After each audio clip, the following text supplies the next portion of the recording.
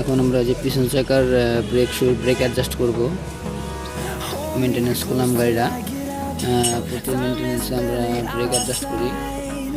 ইনশাল্লাহ এখন আমরা এটা ব্রেক অ্যাডজাস্ট করব। ব্রেক অ্যাডজাস্ট করে দিয়ে এটার মানে পিছনে তো আপনার গাড়ি চললে তো ব্রেক ধরলে পিছনে ব্রেক শু ক্ষয় হয়ে যায়।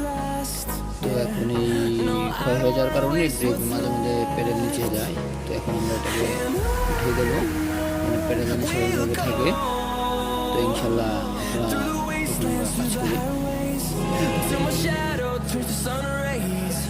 আসলে আমরা দুঃখিত, কারণ আমি যখন ব্রেক অ্যাডজাস্ট করছি ব্রেক অ্যাডজাস্ট দেখাতে পারলাম না, কারণ আমার ভিডিও করার মতো লোক ছিল না।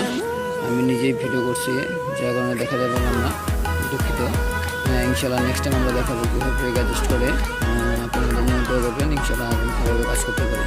আসসালামু আলাইকুম ওয়া রাহমাতুল্লাহি ওয়া বারাকাতুহু।